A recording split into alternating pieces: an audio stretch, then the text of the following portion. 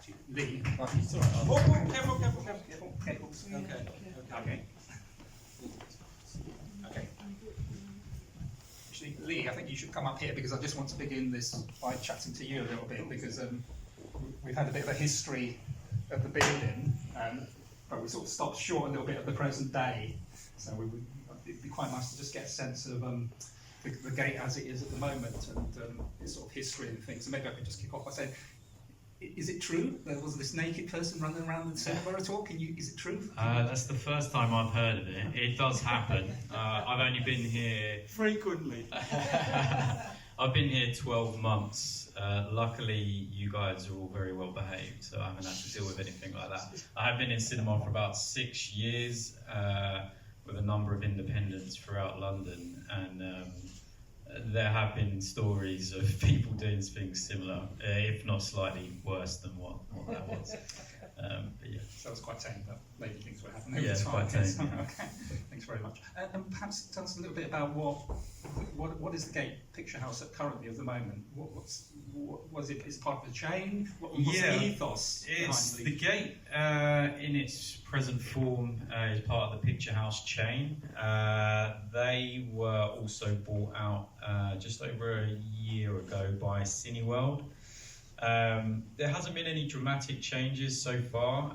Cineworld appear to be very keen to keep Picture House as it is, as a separate entity. There have been some differences back of house, but that's been for the better. There's nothing that you guys would particularly notice has been anything majorly different. Claire Binns runs Picture House, and she has a particular soft spot for the Gate. She used to come here many years ago as a guest and just come and watch films here. She then, throughout her career, working her way all the way up from the bottom, started her first programming job was to look after the Gate many years ago. And even though now she is at the top of the tree, she still checks in every now and again just to make sure that everything's still ticking over quite nicely. Sounds good. And in terms of the screening, what's the policy? Independent? It's a bit difficult.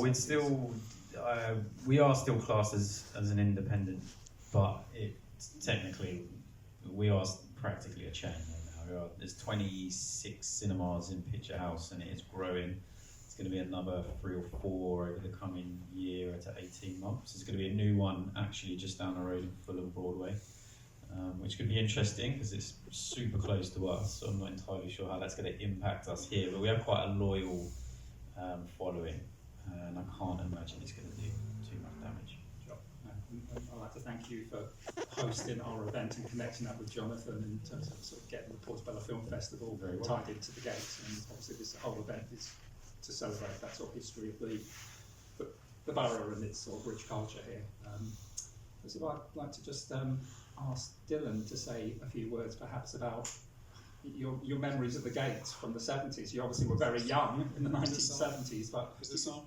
Yeah. Yes, I think you're, yeah. I grew up in this cinema. Since I was born in 67, and I was... I'm 52 now, so I was 3 or 4 when we came to this country in 1970.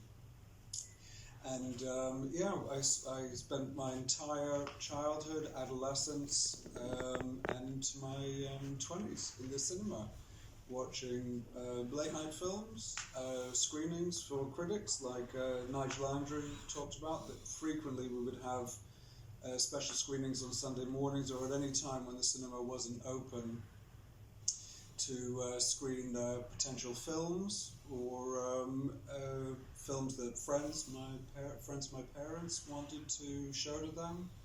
And there was always a projectionist that was hired just for those few hours, just to make sure that they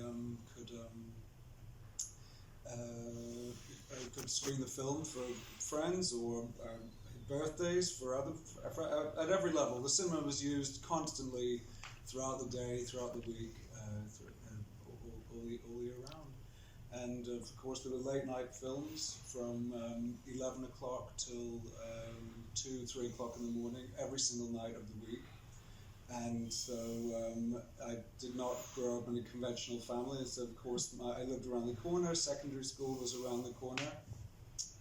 And so I would be frequently here at night at hours that I wasn't supposed to be up, and taking a taxi home with maybe my brothers or my sister, and getting home and without anyone knowing that I had watched the late night films or been playing around with some of the staff also. It was. It was my childhood. Yeah. And did you also work here? Because I was talking to your No. brother, Lee. You No, were a I bit never younger. worked here. Your Yeah, brother's a I little bit worked- older than you, yeah. Jordan, who told me that he was basically, after he clocked off school, he would be here cleaning the projection, helping with the distribution of the films, catching Exactly. taxis. Oh, well, actually, I worked at Syndicate, which was around the corner, but we were all recruited as children to be working at my parents at Syndicate. So that was everything from collating catalogues, the Syndicate film catalogue, where that was sent. They produced hundreds of these catalogues every year to be sent out around the world to universities, to other countries that had independent cinema chains, so that they could also rent those films wherever my parents didn't have the European or British rights to a specific film. So of course they would want other countries to rent those films that my parents held the rights to, because there were hundreds and hundreds of films that they owned the rights to in Syndicate. But at that time you would buy the rights for a film for a certain region of the world. And so that's what the Syndicate. Does that still exist at all, Syndicate? No. What's happened there? No, because the films would have been taken, the rights would have been finished, and they would have been bought by, now it would be, I've just forgotten what's the name of, there's various different, companies that would do that, Perhaps you'd like to tell us a little bit, because we heard earlier from Dr. Victoria Lowe about the Rubber Donut Archive, which is in Manchester University, and I had the pleasure of being one of the first persons to You are the first. I'm the first person You to are the come down to first. King's College London Yeah. to look at is it the Barbara Stone archive? It is. Archive of Your Mother, It is. which is Yeah. a quite substantial collection. It is. Yeah. Perhaps you can say a little bit about that archive and Yeah. how So people might want to access in it over the the years. mid to late 50s, my parents started to go to a film club in New York City that was run by a man called Herman Weinberg. And Herman Weinberg was a film academic, and he ran these film clubs in New York in the 50s. And that was, I would imagine, Scorsese, who Nigel Andrews said that he met with my parents. He would have been going to those film clubs. I would imagine every East Coast or whatever American filmmaker was around in the 50s would have been going to Herman Weinberg film clubs and watching the films. And my mum Which always cinema was he showing you to? No, it wasn't a cinema. It was a film club. It might have been the New Yorker. It might have possibly, but I'm not sure actually. I'm not sure. But it wouldn't be difficult to find out because he's written many books. My mum always used to say that he didn't actually really say very much. He would just screen the film, and it was just by his taste alone that's really how you would get a real feeling for really, really great cinema. And that was apparently how he really did run his film clubs. And anyway, so my mum collected everything.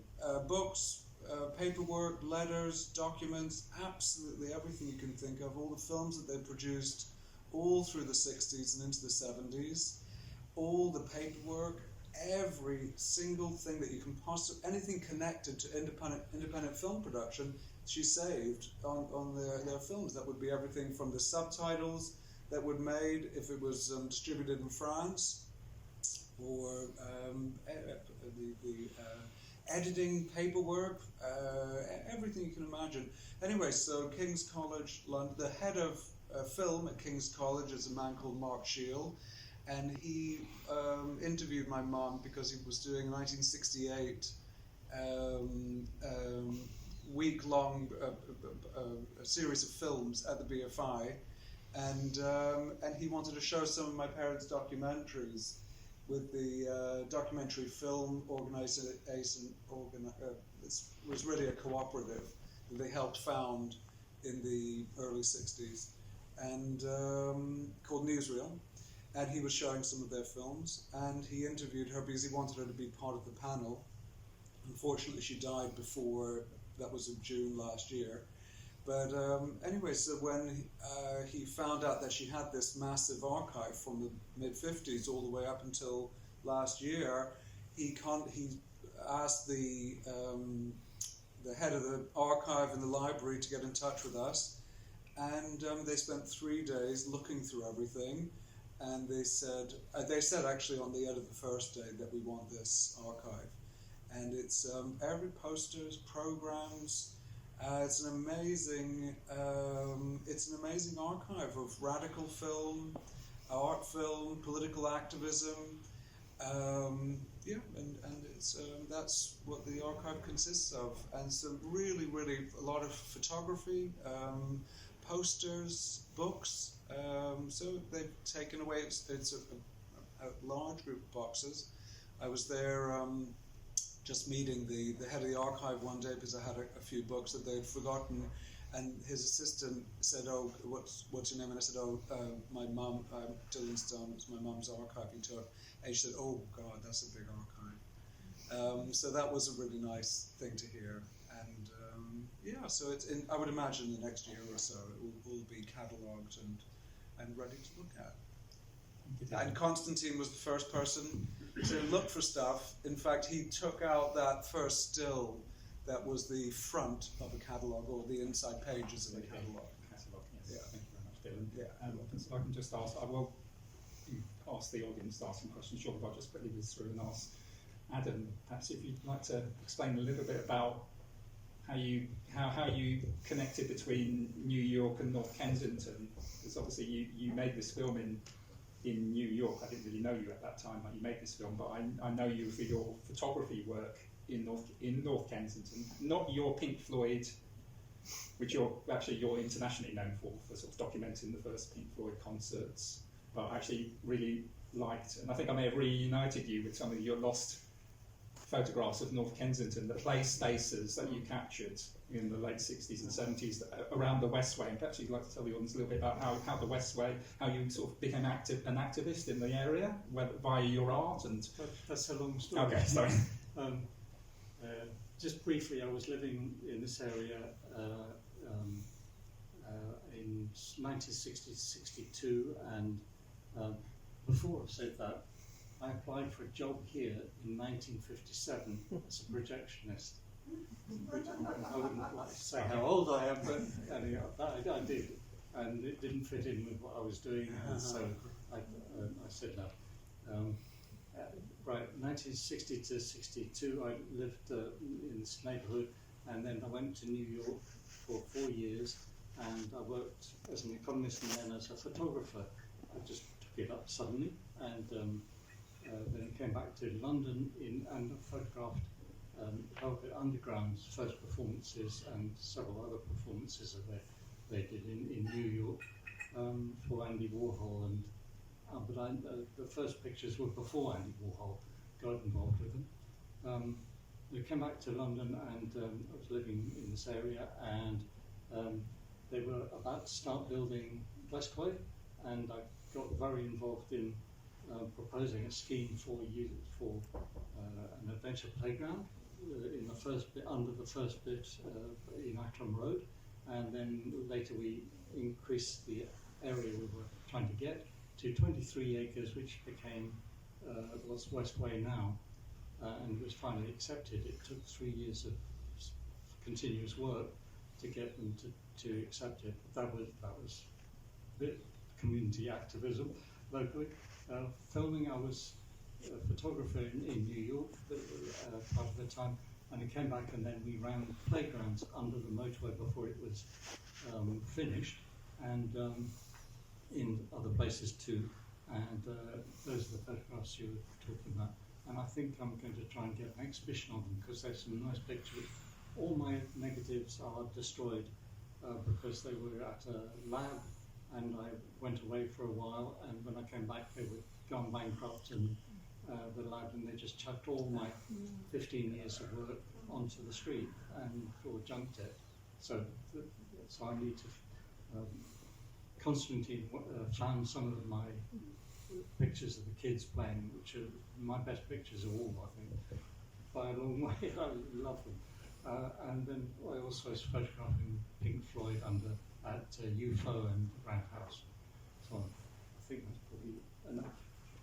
Yeah, thank you. Yeah, and we'll just have a quick one with JB, Jonathan Barnett. Actually, tell us a little bit about the Portobello Film Festival, because this is part of the Portobello Film Festival. Perhaps some of the people here are not aware of it, because it's right here. It's in the north of the borough, and it's been going for many years. And yeah. Yeah, well, we started in 1996. It was started by Barney Platts Mills, who made an amazing film called Bronco Bullfrog. And we decided right at the beginning that we weren't going to charge admission for it, and we were going to try and show as many films as possible that were submitted. And that's it, basically, and that's what we've been doing for 24 years. And it's a free festival, so it kind of depends on local people kind of wanting to let us use the place for nothing, like the wonderful Gate Cinema. And we had Guy Ritchie's first film, we had Sarah Gavron's first film, we had Shane Meadows. So a lot of people have passed through us. But the idea is it's just a platform for new filmmakers to show their films. And most of them are shorts. And I suppose the whole thing really comes out of this whole thing that's come out today, which is this kind of countercultural spirit of this area. We're definitely North Kensington, we're not Chelsea or anything like that.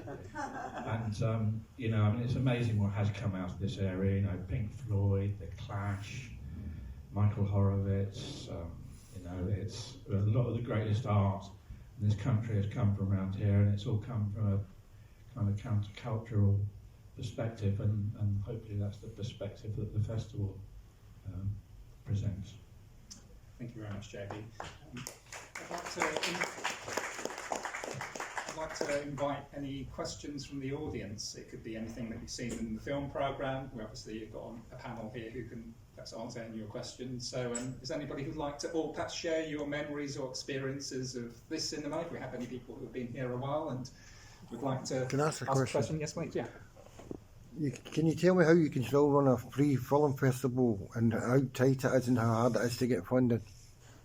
Yeah, no, it's very difficult to get funding. Obviously, it's a free festival, so it doesn't particularly appeal to your average corporate sponsor who wants to make loads of money. But the council have been good to us, and the Westway Trust have been good to us, and we don't get very much. I mean, this year's whole festival, which lasts for 18 days, and there's about 30 different shows, is being done on £10,000. So if anybody ever does see this film or anything, if they want to try and give us some more money, they'd be very welcome. And can you also tell me if you would like to encourage youngsters for the area to get involved with the film festival, especially ones that are running about with guns and knives? Would you like to get them off the streets and make films? Yeah, it'd be great if they did. I mean, that's how we started. We have this thing called Massive Videos that was being run by this Barney Platts Mills, and the whole idea for that was that it was for something for kids off the street to make films rather than going around causing trouble. I also, the very end person, I can't remember your name because I'm hopeless with names, yeah. I also lost all my film, all my negatives and everything else in the fire last year. So I know how you feel and I know how gutted you are. That was just to let you know. Gutted. I'm not actually. No. Life goes on. You do something different. Right, okay. I've been doing other things. I've got allotments. We never stop working on our allotments now. So everything's fine. I was totally gutted. I was like losing a little baby. Thank you. There you go. Thank you.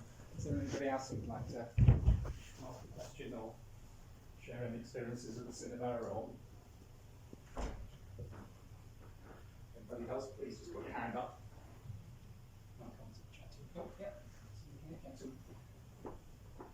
Great. I was going to ask Adam about the soundtrack to his film, whether that was original or whether it's been dubbed over. I mean, it's really good. Oh, thank you very much. The soundtrack, I left America in 1966 and came back to New York came back to London and left the film and the film stock shot and everything, but left it with Yvette, who did the whole editing and soundtrack. And the sound engineer gave us that music. I don't know, it's wonderful music. I really like the music. Did anyone remember that? Did anyone notice the music? Yeah. It was terrific music. It goes on in my brain all the time. And just gave it to us, which is part of the wonderful pleasure of free things, of festivals, but it's also sound engineers giving away free music. It's wonderful. Soundtrack, she just edited it, and sent me sent me some sort of copy at the end of it, not very good quality, and had the original film stock, which turned out to be this stuff that gets dangerous after a long time in a tin, and spontaneously combusts, I think it does. Is that what happens? Something like that. And so it's a big problem for film archives, is that they have to recopy and renew the thing on stock that doesn't burn. She copied it, but very badly, which is why it was such a rubbish print. It was helped quite a lot by Constantine increasing the contrast, but originally it was quite a high contrast, sharp, clear film, and a big shame that it never survived. A bit like my negatives. But I've got some prints left of those pictures, so I can copy those, but negatives go. And this film now has got about 1/10 of the amount of information on the film that it had originally, so it's quite a damaged thing. And the sound was not too good either. It's what happens. What happened to the original? What happened to the original was the question. Sorry, who asked that question? The original's thrown away because it's dangerous. But it could be transferred digitally by specialists. I mean, specialists could transfer. It's a nitrate film, I take it. Anything could have happened, but what actually happened, she copied it probably with a camera using VHS and then translated it into something else. It was translated about 3 times to save it, and the result was a CD with 1 gigabyte of information on it, and that's nothing compared to the amount of information in the original film. So it's hopeless, it's gone. But the film itself still exists? No, of course not, because it's spontaneously combustible, so it's a fire hazard and has to be destroyed before it bursts into flames. You can't keep things forever. But it hasn't spontaneously combusted as yet. No. What I'm saying is that the film was made in 1965. By 1995, it was a public danger. It was it's like a bomb. It's going to burst into flames. So you can't keep it. You have to try and copy it. And she didn't do too well on the copying. And then it has to be destroyed. It has to be got rid of because it's dangerous. You do get that, do you? Yes, I understand. Right. I mean, I know quite a lot about archive film and specialists who deal with archive film, nitrates film particularly. I mean, it's obviously requires very specialist handling, but it is possible to do. It is at the time, but that's 1995 and not now. So the film just had to be destroyed, I think. Well, that's what she was told. Okay, so it's no longer with us. No, it's completely gone. Yeah. Thank you. Yes, I have another question, or directed towards the representative from Picture House. It's great to come to the Gate Theatre, which I haven't been to for quite a while. It's a wonderful independent film being screened, and I just wondered whether this is something which the Picture House, and obviously I don't know whether you can speak for Picture House or whether the Gate itself, is that something which is going to be taken on more, because that would be great to see more independent film and sort of being screened within what is a mainstream film programme? It is quite difficult. The ethos of Picture House is to be a community-based cinema, probably more so than some other chains maybe. But over the years it looks like the Gate in particular has probably neglected that a little bit. I've certainly had a little bit of experience in my career trying to encourage that within whatever venue that I'm at, hence why we're doing what we're doing today. Picture House as a company, they just have their own distribution arm, as in within the last sort of 12 to 18 months. And that will be looking, as far as I know, at certain independent films and then potentially looking to distribute that throughout the network. As far as sort of literally independent screenings go, it can depend on cinema by cinema. Picture House is quite a good company for that, as they will give a venue manager a little bit of independence as far as being able to kind of do stuff with the venue. It is quite difficult. The Gate in particular is very difficult because it's a single screen cinema. Some of the other venues have 3 or 4 cinemas and various different sizes, so they can put on their mainstream films throughout the week, and then they can maybe do something with their smaller screen. Here, that's not so possible, especially now with the distributor contracts. Some of the films we get in, we are just locked in. There's nothing we can do. We've got to show the same film time after time for that 1 week, and there's not an awful lot we can do about it. But when the opportunity arises with certain circumstances, it's definitely, the company itself will definitely look at that, and cinema managers independently will also do that. That's great news. I wondered whether shorts was something that, because that's obviously something that used to happen years ago, you get shorts as part of the programme, and whether that would be something that would be of interest. It's great to see here that the Picture House is taking that on board. I mean, I used to live near Brixton, and the Ritz obviously is a very important part of cultural life in Brixton. So, that's just a question whether thoughts. Yeah, if you definitely have anything, or you're part of, I know there's a lot of short film festivals that do actually do little tours. I believe that if you present something to Picture House as a whole, or again to a cinema, it's definitely something that we'll look at. I can't guarantee that they'll be successful in that, but it won't be brushed aside straight away. Sure, it's great to hear that you're open to it. What they used to do was to have Pathé News and a cartoon or something or other like that. Nowadays, there's only adverts as the short film to start with. I don't know anybody who does anything different. Everybody's doing ads. Yeah, I mean, it's certainly an idea. One of the ideas for us getting involved with the festival was actually to do something with the short films. That was one of the original ideas we were looking at, that we would take all these shorts from the festival and we would put them in between the segments of the films. Or here, when I took over, the turnaround times for the screens were only 10 minutes.